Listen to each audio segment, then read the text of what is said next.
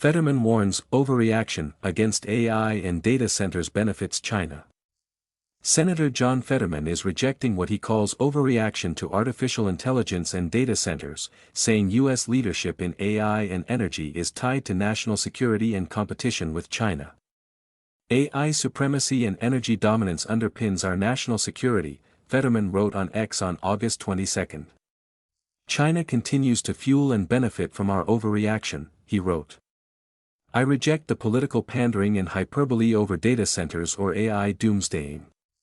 His comments came 4 days after Pennsylvania Governor Josh Shapiro, also a Democrat, signed an executive order changing the state's permitting and other requirements for large data centers.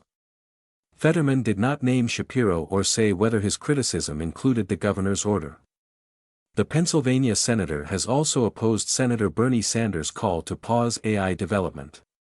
On August 10, Sanders urged Anthropic, Meta, and OpenAI to immediately pause AI development, citing incidents that he said raised the risk of humans losing control of the increasingly capable systems. Sanders said senators could act if the companies did not pause voluntarily. Responding to reporting on Sanders' call, Fetterman wrote on X, China red heart s to hear this. America must lead in the development of AI, otherwise we live under China's rules, he wrote. That must not happen. Sanders has separately proposed a federal moratorium on new AI data centers. He and Representative Alexandria Ocasio-Cortez announced the Artificial Intelligence Data Center Moratorium Act in March, which would halt construction of new AI data centers until Congress enacts broader AI safeguards. U.S.-China race on AI infrastructure. The Trump administration's America's AI Action Plan calls for faster permitting of data centers, semiconductor plants, power projects, and other infrastructure needed for AI, along with expansion of the electric grid and greater use of federal land for data center and energy projects.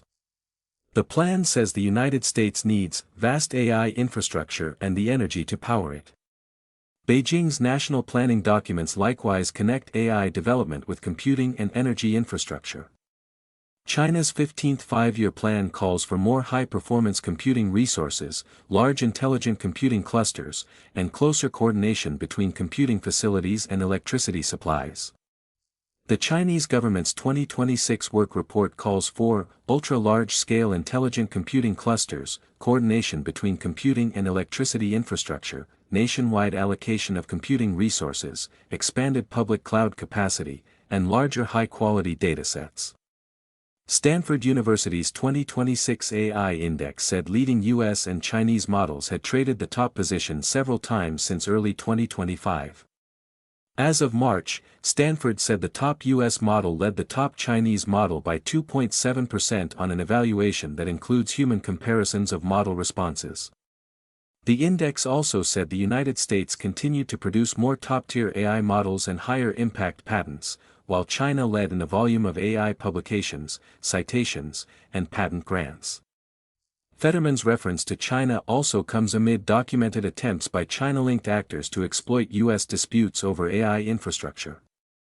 In June, 3 Republican House Energy and Commerce Committee leaders asked the FBI and the White House Office of Science and Technology Policy for briefings on allegations that foreign adversaries were seeking to slow U.S. data center development. OpenAI separately reported in June that accounts likely originating in China had posed as Americans and generated material criticizing data centers and electricity costs. OpenAI said the operation sought to exploit existing concerns but found no evidence that it gained meaningful traction beyond its own activity. Power costs draw federal action. Concerns about who pays for the electricity and grid infrastructure required by large data centers have produced federal action alongside the push to build more AI capacity. On March 4, Amazon, Google, Meta, Microsoft, OpenAI, Oracle, and xAI signed the White House's Ratepayer Protection Pledge. The companies agreed to build, bring, or buy the additional electricity needed for their data centers and pay for new power delivery infrastructure required to serve them.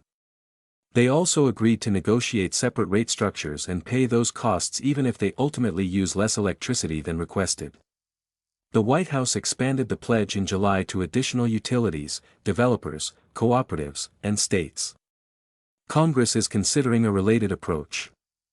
The Bipartisan Ratepayer Protection Act, H.R. 9340, advanced from the House Energy and Commerce Committee in a 52-0 vote on July 21.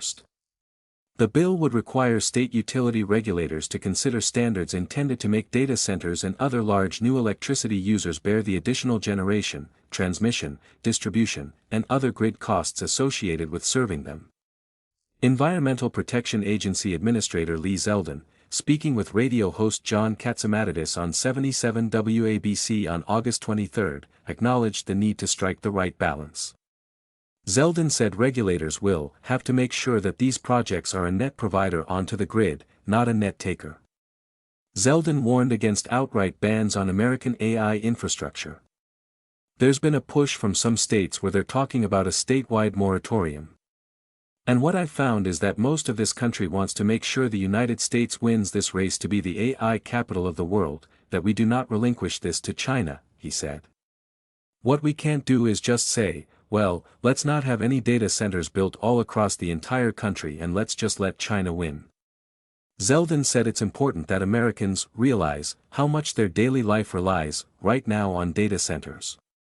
So let's ask the questions, let's be responsible, let's do it right. But let's make sure that we win this race in the United States, he added. Pennsylvania changes data center rules. Shapiro's August 18 executive order establishes a new state permitting process for data centers with peak electricity demand above 25 megawatts, the maximum amount of electricity a project expects to draw at one time. Developers seeking the order's more favorable permit review process must sign a project-specific agreement with the Pennsylvania Department of Environmental Protection. This makes the governor's responsible infrastructure development, or GRID, requirements legally enforceable.